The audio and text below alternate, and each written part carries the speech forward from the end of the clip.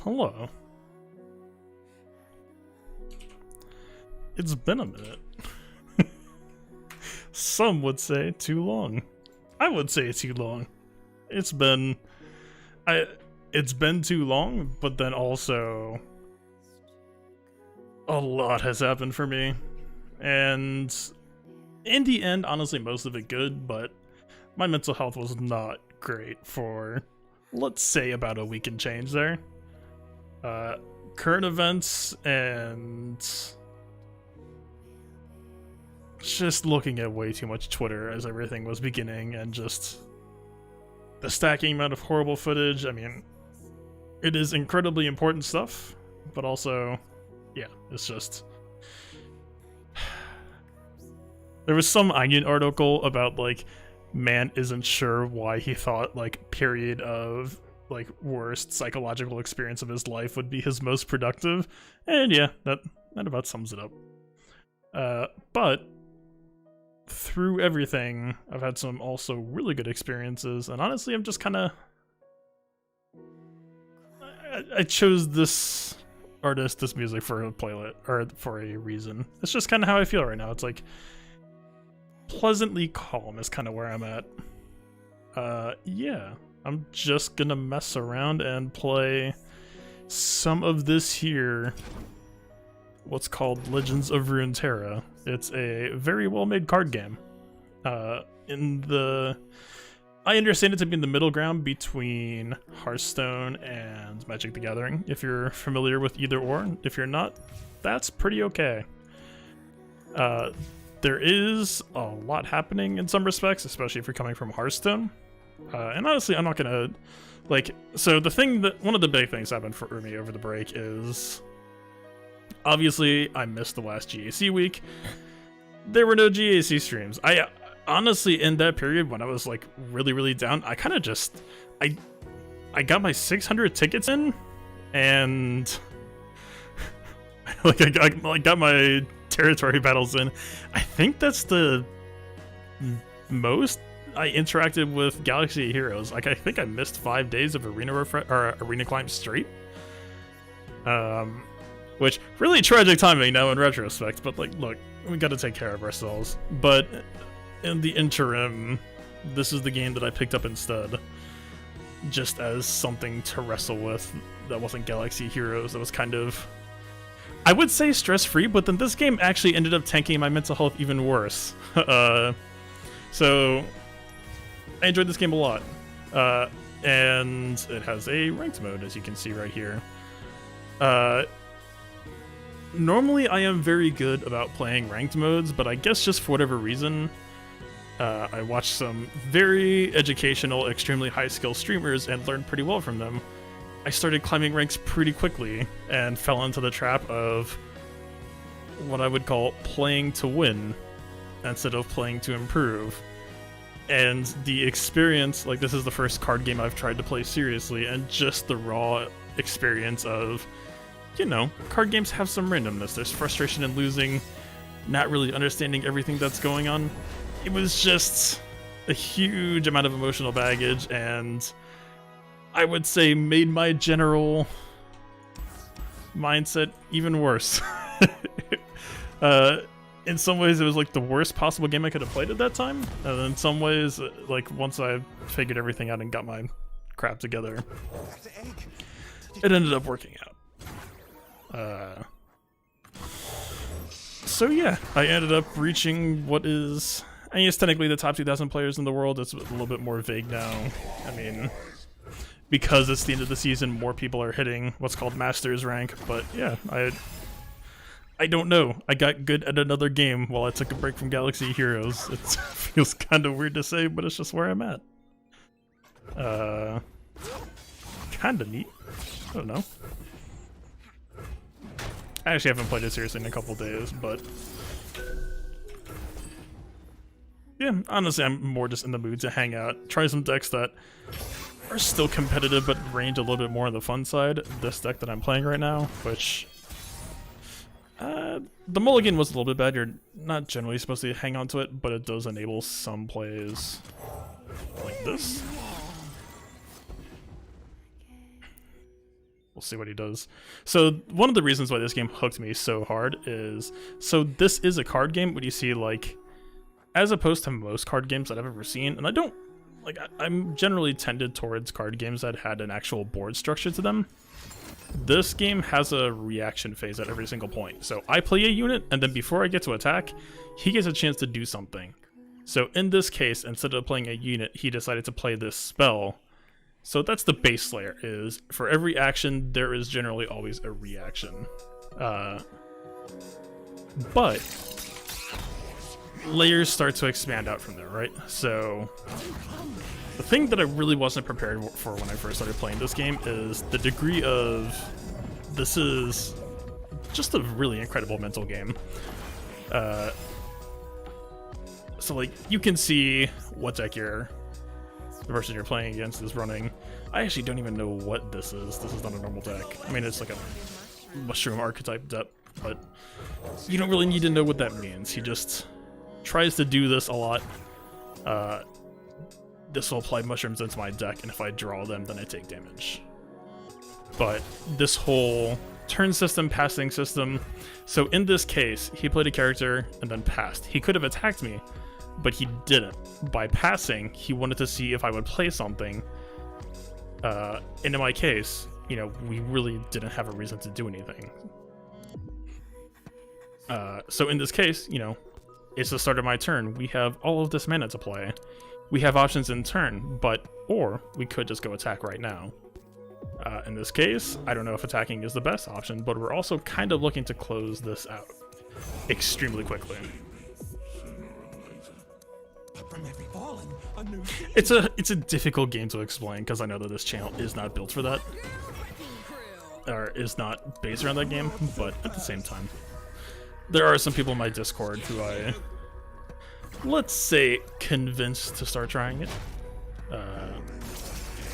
and they seem to be enjoying it pretty well. So the general idea of this deck is based around this card. This is called They Who Endure, which, whether it's in your deck or it's in your hand, we're counting the number of things that I just straight up lose over the course of this game. And then you got characters like this who will damage their Nexus. We're trying to get this to 0 and heal ours. And just a lot of whole combo cards around the idea of, we have cards that either want to die or want other cards to die and get us value. So in this case, this card has what's called Overwhelm. It'll essentially pierce through... What is this deck? Weird.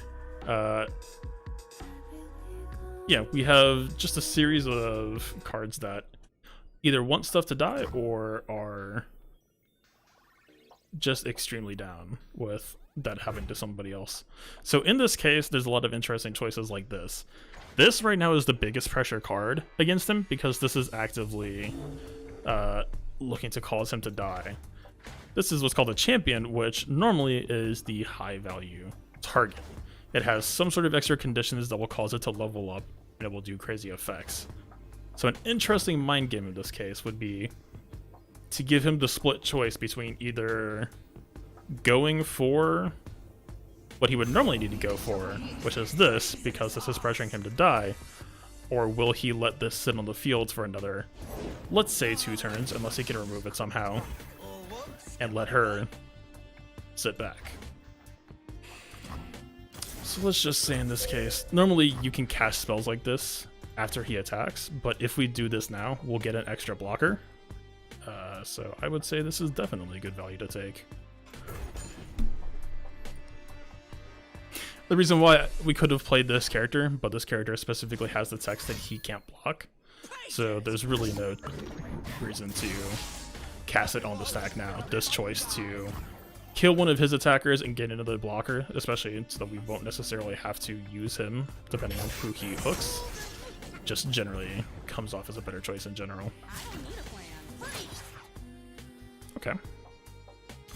This is a pretty good attack, I think. There was no real reason for him to attack with either of these two, because we would just get a free Spider Death to level Callista up. Let's see. Based on where he is at, Vi will essentially block for 3 HP. We are barely off of threatening lethal. I might just switch to this album. I haven't heard all of their songs yet, and so hitting shuffle on their entire soundtrack just seems a little bit ambitious for what I'm going for. We can develop him now, although we used a lot of cards earlier that are meant to combo with him, so it's a little bit of sloppy play. Ooh. Let's see. So a little bit of fun that's happening right now. This summons 3 temporary units that will just die at the round end if not blocked. And he will gladly drain all of their life because of it. This is a very greedy play and they have a lot of mana in hand, but it might actually be better pressure to do this combo, especially because it will force her to level up if we place her later. Yeah, I know.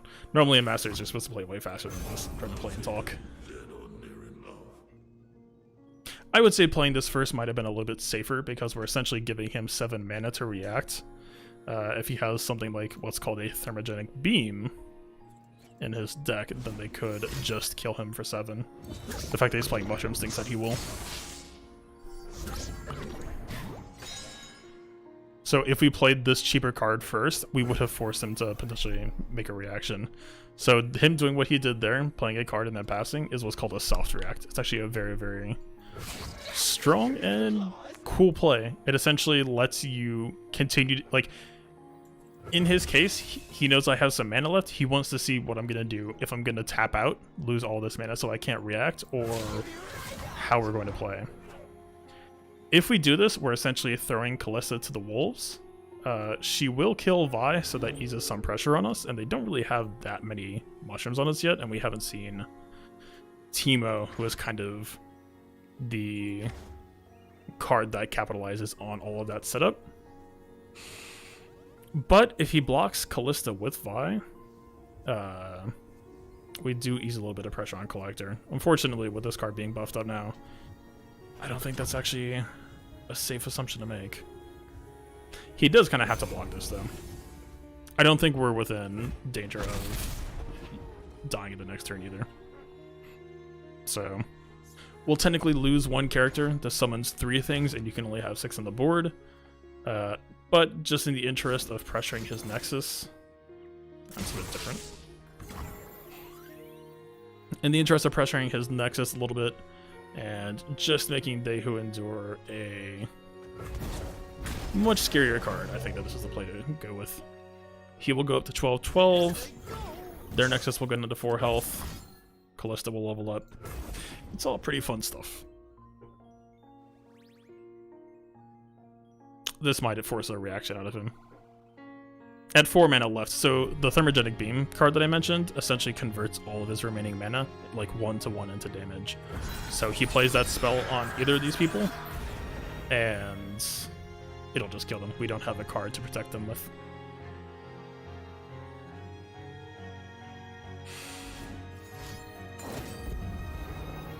Okay. That's pretty okay with me. This is kind of the opposite of what we saw before. He played Vi to prioritize Neverglade. We're seeing, I guess, a change of opinion now. I would still be a little bit more scared of Neverglade if I was him.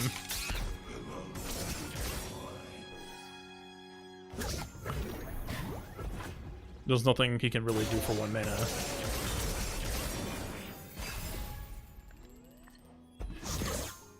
So this is the mushroom mechanic. He's now spared a pretty heavy amount of them in the deck.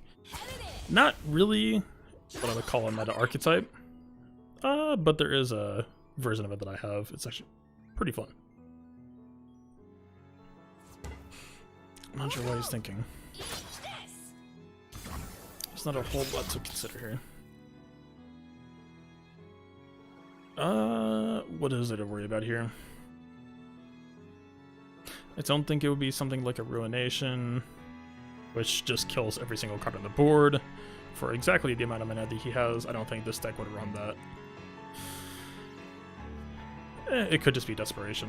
It's hard to say.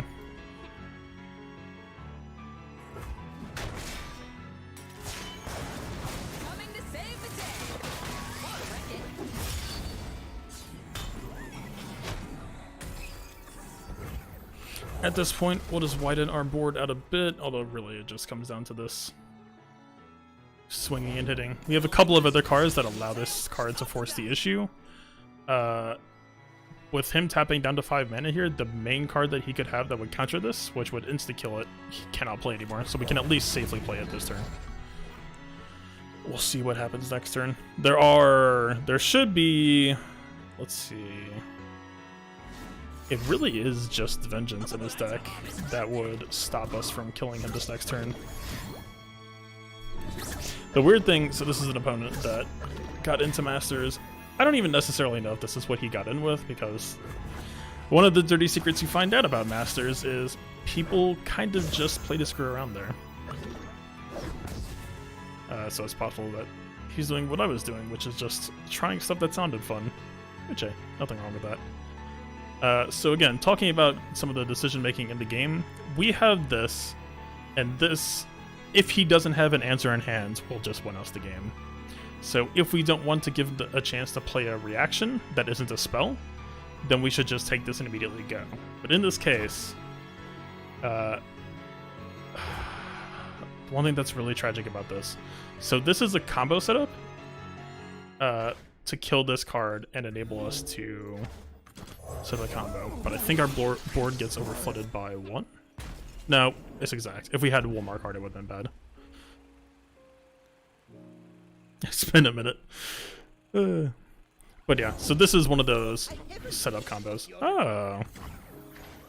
So that choice that we made to play a card actually did allow him to essentially set up a response, although because it's a card that I knew that I could grab enemy units, it doesn't actually matter. He still does have the mana to play Vengeance, so if he can kill our Endure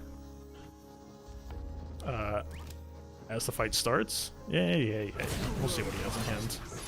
So because these cards are Challenger, they're temporary, but we can force them to the backside of this fight. So this game has emotes, and one, it's going to sound incredibly silly, but one aspect of the game is what's called bluffing.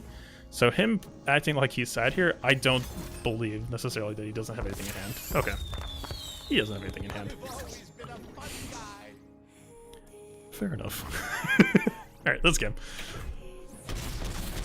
It's extremely common, and in fact, this is going to sound so ridiculous, but this is the degree to which like poker mind games come into play. Is this game is all about reading people, bluffing, and really just, at least when you're playing against good people that are looking for it, mind games. And it's extremely, addicting. I don't say addicting as in like, oh, I can't stop playing, because honestly, it's not one of those games that you want to binge. It can be a little bit exhausting if you're trying to juggle everything, but just, it's a very compelling formula. And like, even down to emotes, like this emote is not one that I use very often, but if they show that they want to attack you and then they show hesitation and like kind of pull back, that's when I'll pull out the like come at me emote, because it seems like, oh yeah, this is extremely what I want. Even though most of the time I use that emote, I am like actively sweating, please God, do not do this. But it's all about, it's mind games, right? It's so cool. I love a lot of the dynamics in this game. Let's see. What's some weird stuff? Some of the weirder stuff like this is, I actually really like to play it, but in terms of streaming, this deck doesn't have an exciting way to win. In fact, it doesn't have a way to win at all. The way you win is by making your opponent forfeit, because they can't kill you and you just have an endless supply. If you can just survive to that point, if you can survive to turn 10 and get this lady out, and there's a bunch of cards in the deck that help her try to get to that point, then it's just extremely difficult for them to force you to move, so they just get tired of playing against you and give up. It's absurd, but actually really satisfying to pull off. Other thing we're seeing is the game is actually extremely free-to-play friendly. Like, actually the most free-to-play friendly game I've seen ever. Like, not even outside of the card game genre, but you can build, even just from a new expansion, just by playing. The game just showers you ridiculously in cards. Here's a deck that's actually really like substandard, but also just kind of came around recently, and it's actually really ridiculously fun to play. This is using a character called Lee Sin that is notorious. It was like part of the new expansion. It was just famous for being ridiculously bad, and just like a lot of people really wanted to make him work. It was not happening until someone put two puzzle pieces together for how to make an interaction with his level up actually become really, really powerful in a way that's like was really just amazing to see. So this is the character. You know, he costs 6 and his base stats really aren't that impressive. He has a unique mechanic. He'll automatically cast a spell once he's leveled up that will kick whoever he's attacking into their nexus. But that was kind of just it, right? And for his cost, anything that could remove him or stall him for cheaper, it was just a huge amount of tempo loss. This is a weird deck I'm fighting against too. I know the general archetype, but not using Braum. Weird. So the thing this guy is generally going to be doing is trying to use stealthy characters like this to buff them a bunch and kill me without me really being able to interact. We'll see if I can pressure him out. This deck, the main thing to know about it is it's kind of reliant on this card. I don't know if I can't really inflate it, but it's a combo deck essentially. The thing that people figured out. So when you attack with this character, which we should be able to get set up pretty easily, he will kick the person that you attack with him off the board, right? The interaction that people figured out is when you do this, if you give him another tag that's called Overwhelm, which you can get from the spell here, he will kick the enemy into the Nexus, do his damage to the Nexus, and then just attack into the Nexus in front of him anyway, because that's the actual technical rule of Overwhelm. So you can essentially just one-shot their Nexus. Like just one, like this character went from like a complete joke of a character. Like imagine a Lobot in Galaxy of Heroes or something, and then people just realize like, oh wait, Lobot just has the ability to straight up one-shot people. Like completely ridiculous. And just like a little bit of creativity. It was really cool.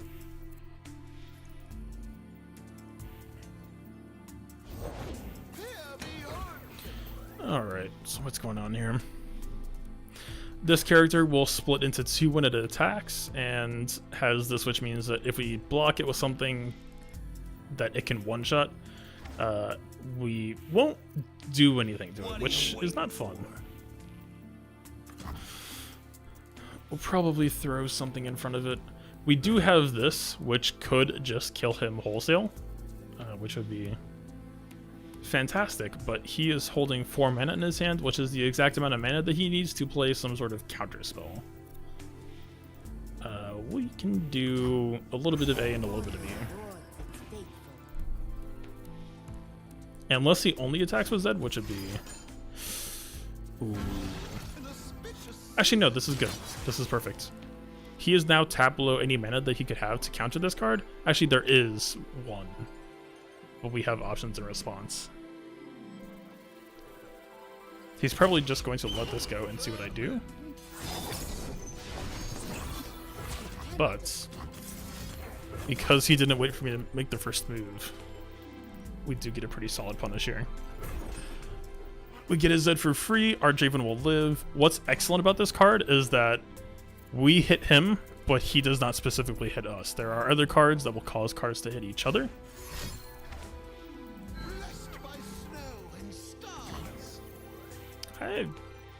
He buffed the Hawk to kill the Stealthy Lady. That is fine, my man. That is not what I was worried about here. We can and probably should apply this just to start this character up. Time for the money makers. This is a little bit of a greedy play because it gives him the chance to play something in response, but in this case, for only 1 mana, the only card that he could have played there is a card that we would have been countering anyway. He could have given that character Zed 2 extra damage, but because we were giving him up to 4 attack, then it just didn't really matter for him. So yeah, good stuff. In this case, given the hand that we have, I think we just open attack here. This is called open attacking, just immediately at the start of the rounds. We have some mana to escort him here, so let's make sure that he'll level up here. We'll get 2 of them back, so discarding 1 isn't that bad.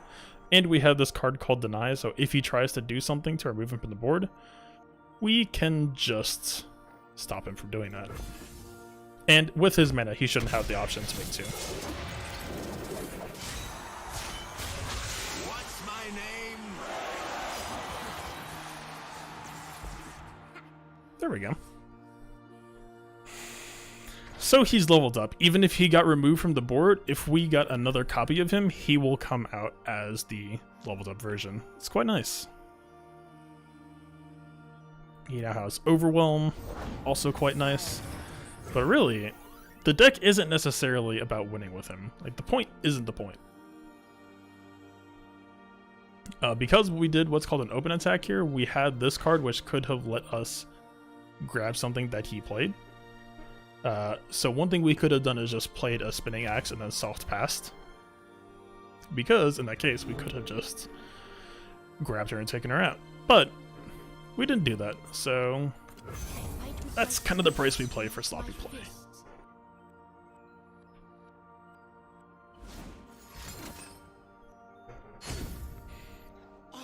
We're kind of on the same page here.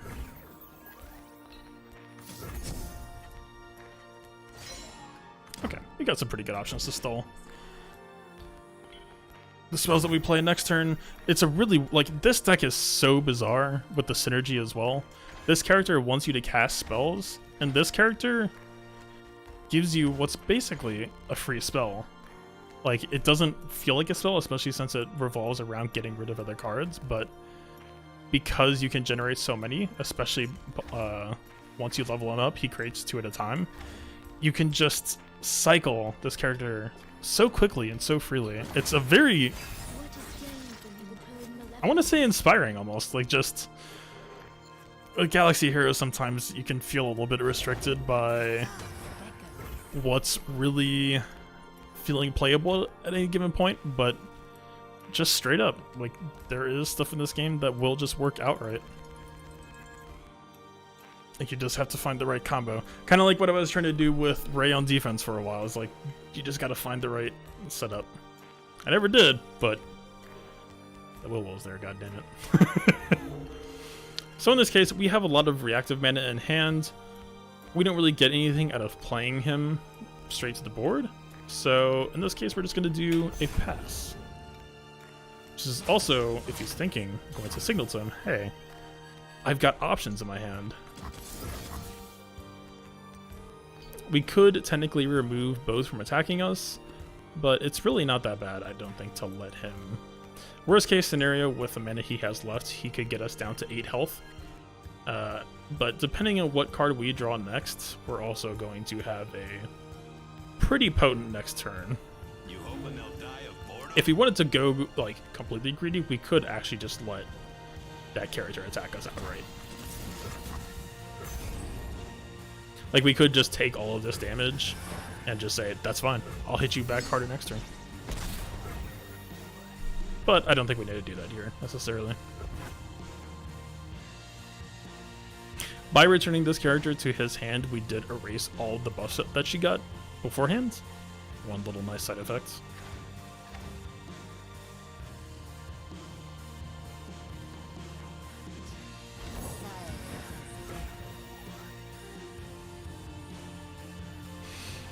We're technically losing 1 mana here. Any mana that we don't spend this turn will get 3 banked into what's called spell mana. But I don't think there's really any point in wasting a card just to waste it either. So We'll leave it be. Alright, we got another Draven in hand, just because. It's honestly not really the card I wanted to see right now necessarily, but it's not the biggest deal.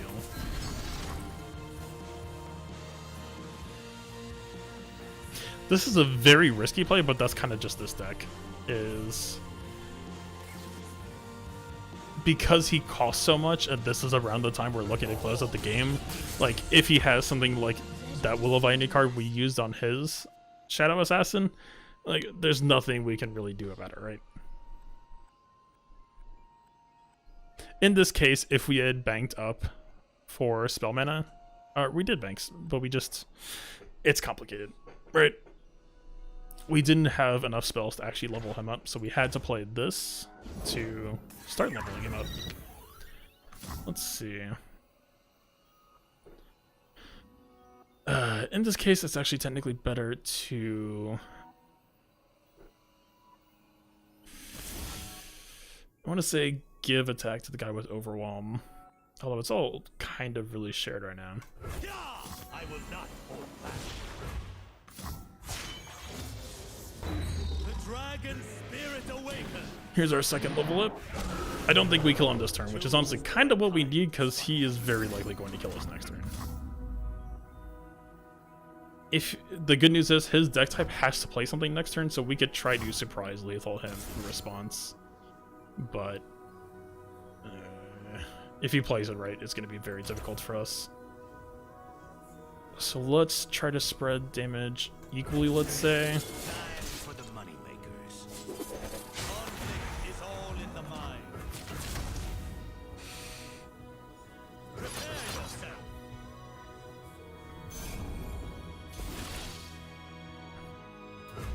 So we won't kill him here. He should have a response card of some sort.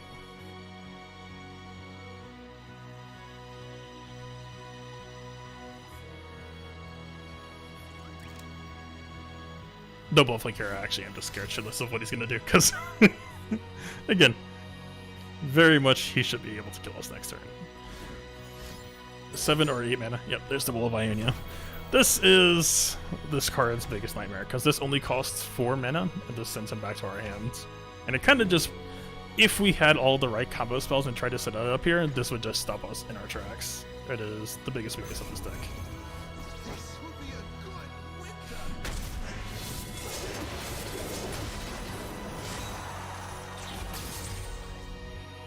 We do have the ability to try to set up lethal though. This isn't over yet. But we lost. So when you have a duplicate of a champion in hand, it turns into their spell. So this was going to be the way that we tried to kill him on his turn. But yeah, because he got returned to hand, it is now just the character again. Let's see. How do we dig ourselves out?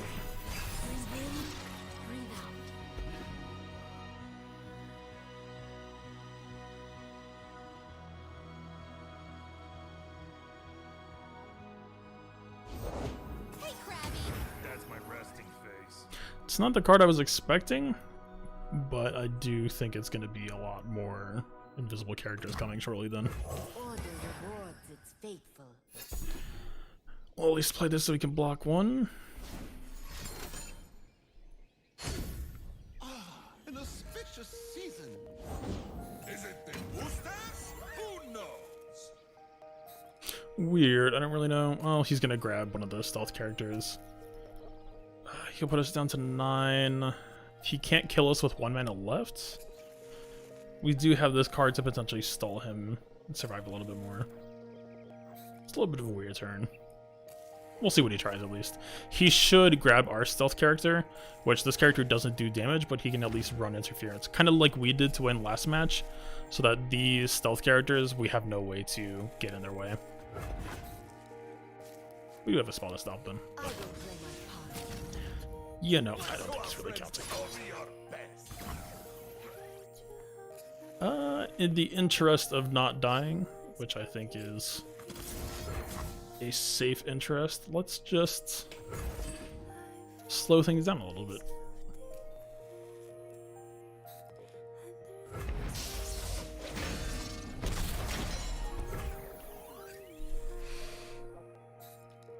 I only played one spell, so technically speaking, we should just... Or at least we could do this so that we get another free lifesteal unit. We kind of lose some reach if we do, though. Now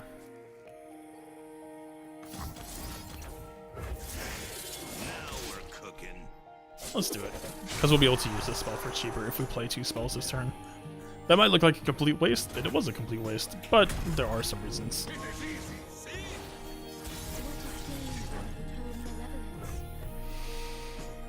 see?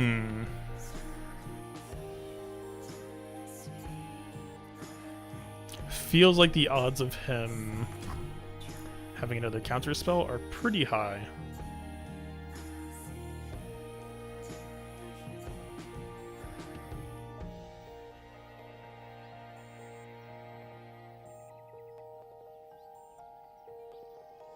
I kind of just want to go for this. We have, from the cards that we have remaining, we have a decent amount of fishing out, or a decent chance of fishing out the spell that we need to get extra overwhelm damage. If nothing else, it's good that we're getting a potential extra stall card here. I think it makes sense to me. Really unfortunate to not have any damage buffs, because that's really just all this deck cares about. Our strength is yours. But at least we get to pick our battles. Conflict is all in the mind. Okay, we get some options here. Let's say... Enter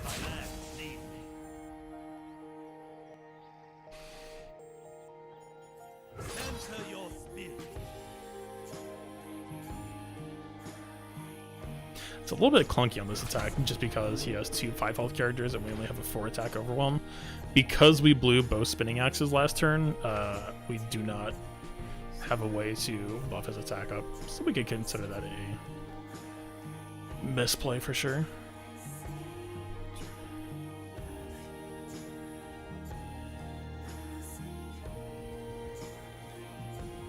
We'll see what happens. Help is underway.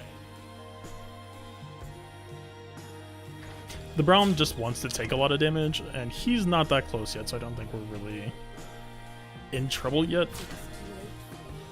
He could have a buff spell called Fury of the North, which would actively kill our Draven right now, but we do have another one in hand, so it's not that bad.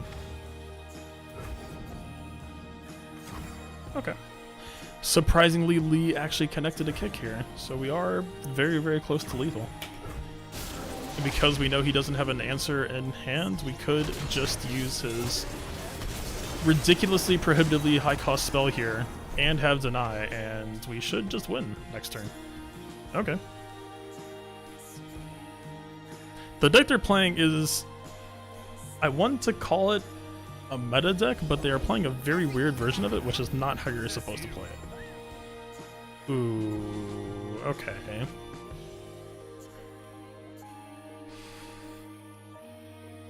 This changes things. Oh, we have another palm. No, it doesn't. We win. He should just open attack here. He thinks he has lethal. That's exactly what I would do.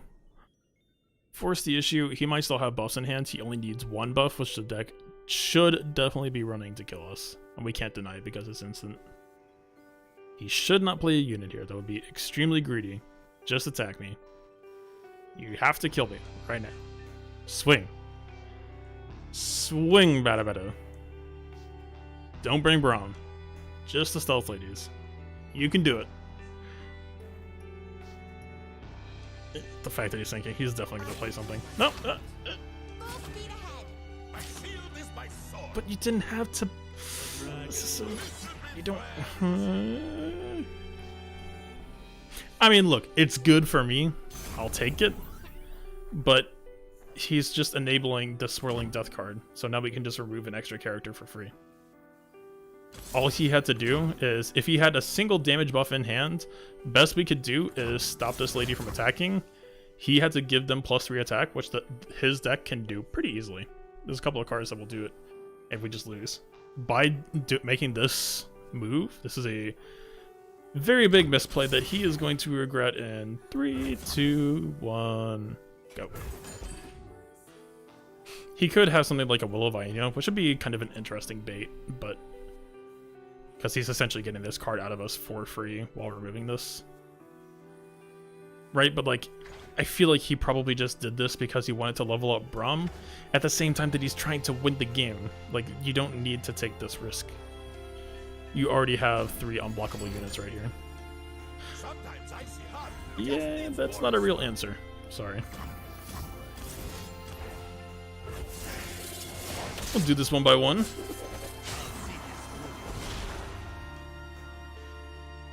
What else you got?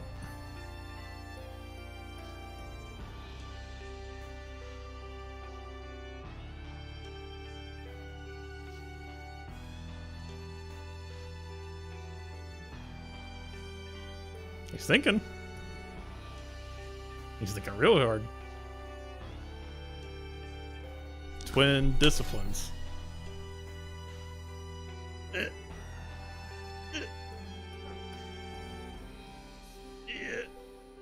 This is the other thing about this game too. If you play a spell but you hesitate on it, I can see that he's thinking about it or like hovering it.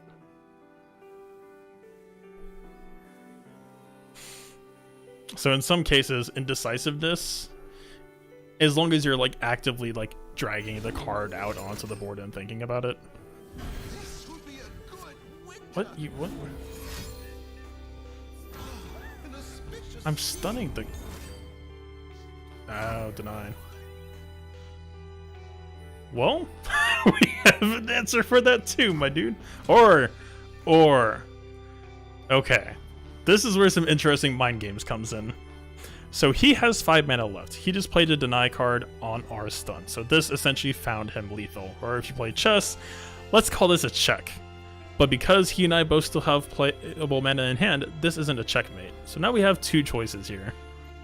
This will cost us 4 mana, and I can deny his deny. Yes, that is a very stupid statement. Or we could play our other Draven, use it as another removal, but then we're kind of buying into this whole... We're putting a lot of stock into this one card to solve the board for us. So if he has like something like a Will of Ionia in hand, we kind of just die. Or at least he's played enough that I don't think we will just die, but... I think denying the deny is safer here, because I think if he could have stopped the Draven, he would have. But this does leave us open to some responses I'm less than fond of. If he has a second deny in hand, we're kind of just hosed. Actually, change of plans. We're killing him. Just as I had talked myself into it. Alright. We're gonna have a stupid amount of axes in hand in 2 seconds here. And he's gonna hit him and kill him too. Yeah, all of the axes. Why not? This deck is so stupid. But then that's kind of the game too. Like, yeah. It's the mind games, right? Like, you see the back and forth there. It all starts off with one misplay by him, I have options in hand, and suddenly this situation that could have been very simple, right? He had 3 people that I couldn't block, and he had a deny in hand too. If he didn't make that choice to bring Braum in, this game was basically over. I should have just lost. But it was just this huge, crazy cascade of events that played out from there. And the whole back and forth, he has responses, I have options for his options, but like you always need to, if you're going to play this game correctly, you want to look at how much mana they have, think about what cards they could play to screw you over or stop what you want to do, and I don't know, it's very fun. It feels like you get to know your opponent very well over the course of the match, because you are seeing into each other's brains. You know, like, you know, if this person is always just playing a card immediately, it's like, okay, they just want to have it their way. Fucking Burger King over here. Whereas there's the patient players. They'll always pass first. They want to see you first, and then you try to play something against them, and it's aha, you know, I was ready. It's very cool. What time is it? It's also very easy to get lost in this game. I need to auto some shipperine in the background to make sure I'm climbing. I don't know. There's a lot of moving pieces in this game. I don't know if anything that I'm saying is really making sense here, but I just... yeah, this game... especially just like in the off week taking a break from Galaxy Heroes a little bit, it just really captivated me. My brain was happy to jump on in. It's a very simple game overall, but very deceptively complex. I haven't really tried this deck, but it seems pretty fun.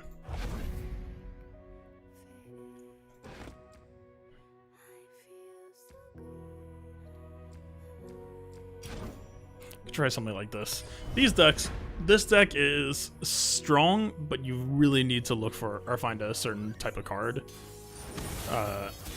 If you find them, it's going to be an insane match. If you don't, then it's going to be a horror show. This deck does what's called tossing, which means we're essentially just ripping our deck to shreds. We want to get rid of as many cards from our deck as possible, and once we do that, we're happy. We get a whole bunch of bonuses from there. It's wonderful. Oh, this isn't the right deck. Or this isn't the way I like to run this deck. It's unfortunate.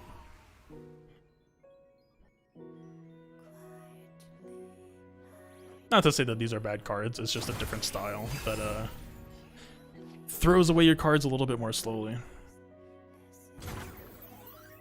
Interesting pass.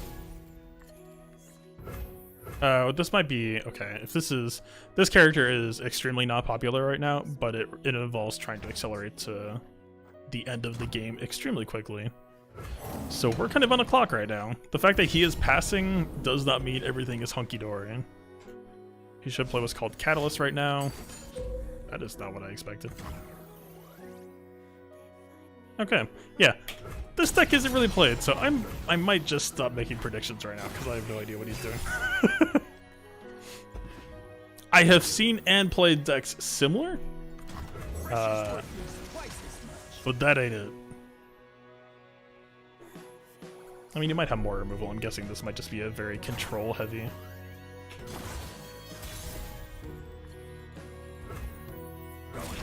Yeah, this hand is generally how you don't want this deck to play.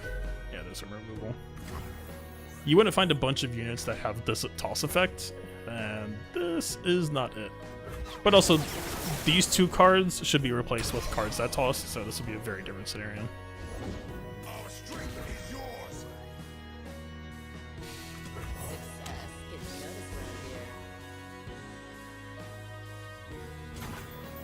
It's a little bit of a clunky hand situation. We have a lot of mana and not really anywhere to play it. I think I'm okay with passing though. We don't really need to burn cards for no reason.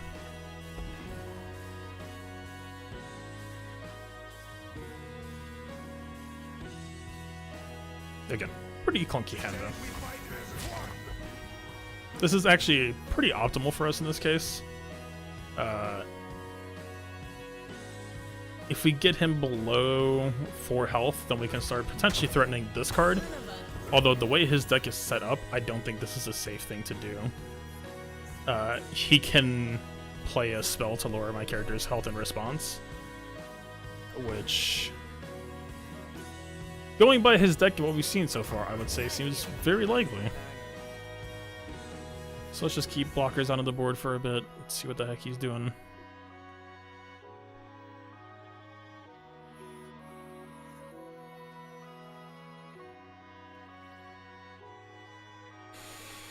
What you got going on, sir? What you thinking about? Warm hearts and hot soups. Okay. Why not? Normally, so the idea is once you cross what's called going deep, which is when we toss down to 15 cards left, then a bunch of cards with the deep tag get a bunch of bonuses. Generally, because this spell happens instantaneously, there is no reaction. You kind of usually want to save this, but in this case, I don't really see a reason to, because we're about to end this turn with more mana that we can bank. See, those are the cards that we want at the bottom of the deck. Now all gone.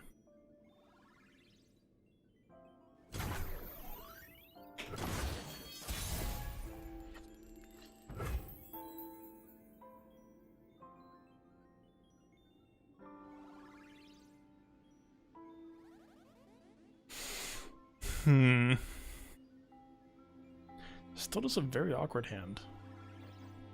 Alright, we'll use one of these. This is so painfully telegraphed. If he has half a brain. No, you know what? We'll open attack. An open attack can be a form of a soft pass, especially if your hand just ends up having effects that you want to play later. Interesting. That's most of his mana. He does have a buff in hand. He has too many. He has a couple of ways that he could stop this fish from working. But if we land this, this will be perfect.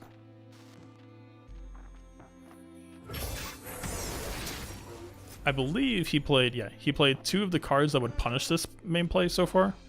So unless he has a third in hand, this is going to be super huge value for us.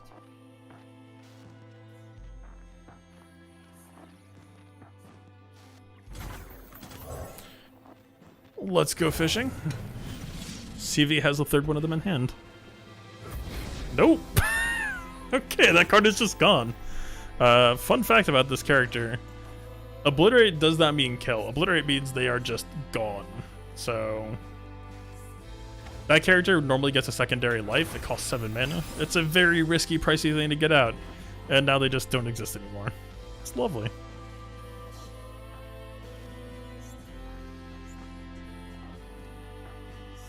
Normally, so this deck really aims to be... Do I have to do it to you again? Go away. Stop. Just let it happen. They're gonna attack. They'll do, I believe, 1 damage to everything.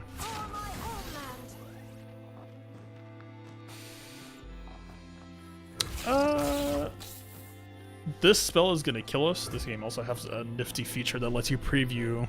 It lets you see the future, basically. What happens if I hit OK from this point? So this spell will kill them, but because they're placed in a blocking position before they're killed, unless these characters had Overwhelm, they're not going to do damage to us. So in this case, we lose these characters essentially for free, yes, but we at least stop 8 damage from happening to us. And we let the character that will get big, I promise, at some point. Please, God, just give me the cards I'm looking for. They'll come. And then he'll go boom.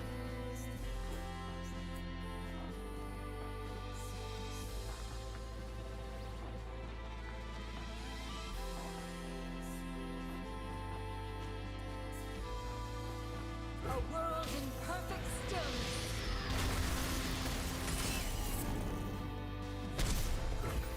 Well, this was just shortly before he would have been quite happy, but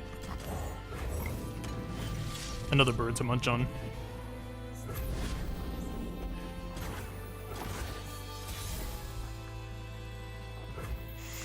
I don't know how to give him the bad news, but we have another way to munch on his bird as well. This is a very threatening first play, so I kind of like the idea of leading with this. This is the value card we really want for this turn because we need to draw something that's going to get us deep, but we can play both, so... Letting get golden glory. Let's see what they do.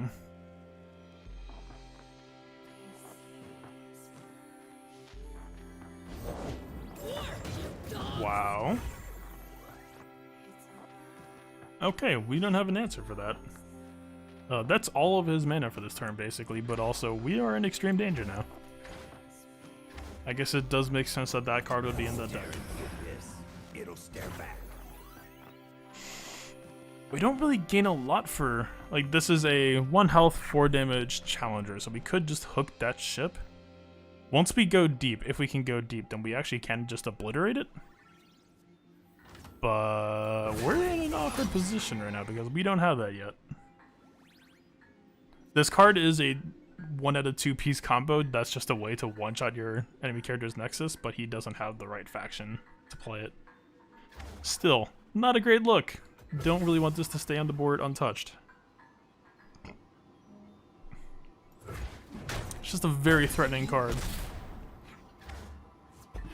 Well, we got the card to go deep. We are, in fact, about to go deep. He'll probably try to play Gangplank immediately, and we can try to devour the ship in response. I don't know if Gangplank is the better devourer, technically, but the ship is just such a crazy buffer in general that I don't think it's an option to leave it alone. So now he knows he's in trouble, essentially. We draw a card, and we're deep.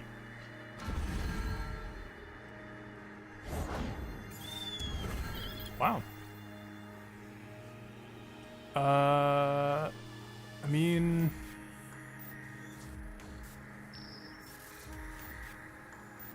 So if we leave this guy alone, he's not leveled up yet, but he's gonna be a problem soon. The ship is kind of just a problem now, so I'm kind of content to just... Yeah. By now he should have some way to answer this in his hand, but we'll see. Like, pretty much anything because of this doubling effect. He just needs to hit us for 3. Yeah, that'll do it. It's a significant chunk of his mana, but he can still actually play his character on top of that. Let's see, he'll be 5, we'll be 3. This only does 1, so he will still stay on top. It's a bit unfortunate.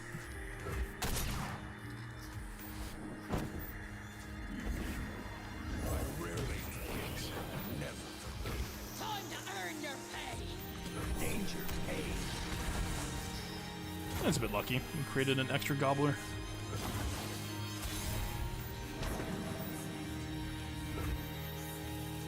Alright. Our board is full, we really might as well just open attack here.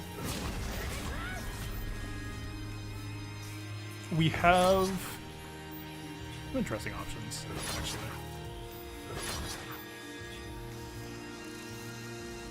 So by dragging the ship with the 4/1, we can essentially just kill it with this spell and have a lot of mana left to play. It feels a little bit greedy to hope that that lands, and this barrel is mostly just a defensive measure to try to make sure that this fish won't get value traded by the 3/3.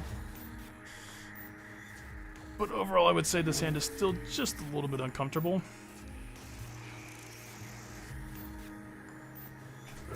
We'll see what happens.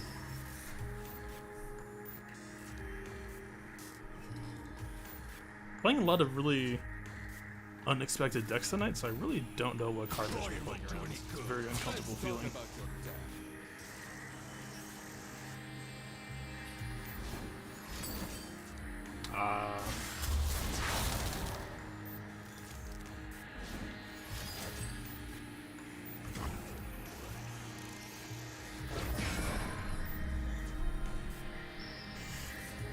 It's not a bad turn for him. We will get a free devour on... Yeah, I really don't know whether to value Gangplank or the ship more here. I think I'm leaning towards the ship, but he's just one Nexus spell away from him turning into a much bigger problem. Alright, we don't really have a response to this. We're gonna get the barrel for 3. So this is a great trade we got as well. I'll take it.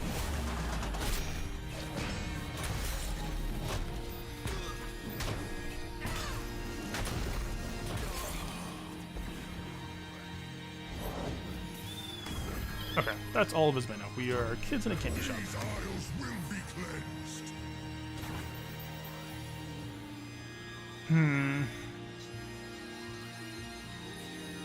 Yeah, let's... The ship is technically higher value too. Let's take it out.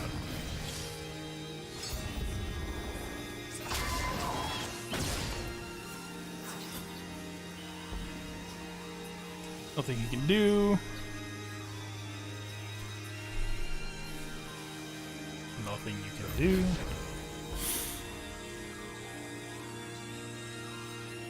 We're very close to leveling this card up as well, which essentially puts him on a 4-turn timer for losing the game.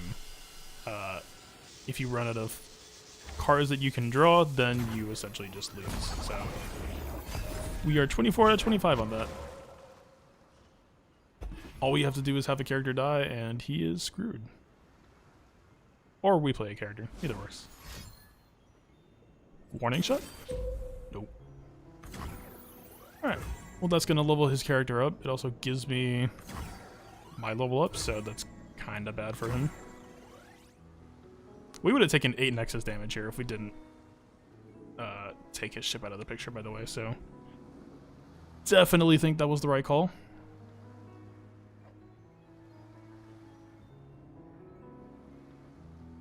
Greedy play is we build Hoarder. Fun play is we build Nautilus into Hoarder.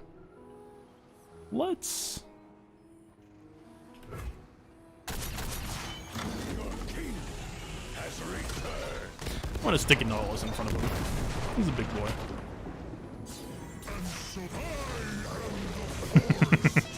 Oh, there's a whole lot of level ups that are going to be going up at once here. This is a mess.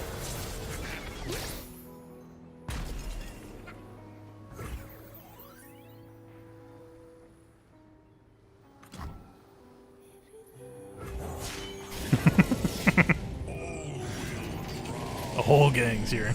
Alright, we have a 13 health, 13 attack with armor plating on top of that, just for, you know, in case he wasn't ridiculous enough already. This is the deep part of the deck. It took a long time to get there, but that's generally what you're going for. Imagine if we hit that a couple of turns sooner, and that's the idea of the deck.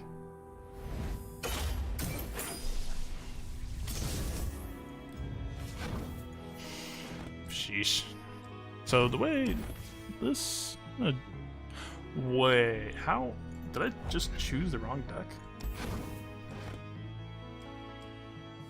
Oh, we have an imposter. That's dangerous.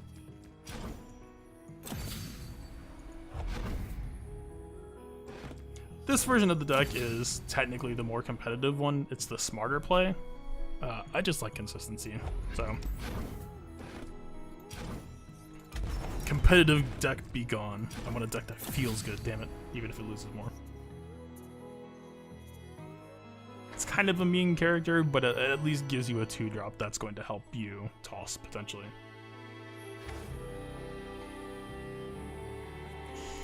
What time is it?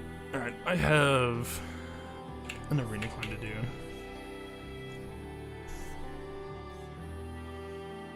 Yeah. We can just call that for an evening. Don't know if that was interesting to watch, but I had fun playing it. Yeah. There is stuff I'm working on as well, I promise. Hey. It's Adobe After Effects. It's been open. I'm working on it. I'm working on me, and working on me will help me work on it faster, which... Huzzah to that. Alright. Bye, people. I'll stream again tomorrow. I should have some free time. Let's do it. Peace out. Hope you all are having better times than last week.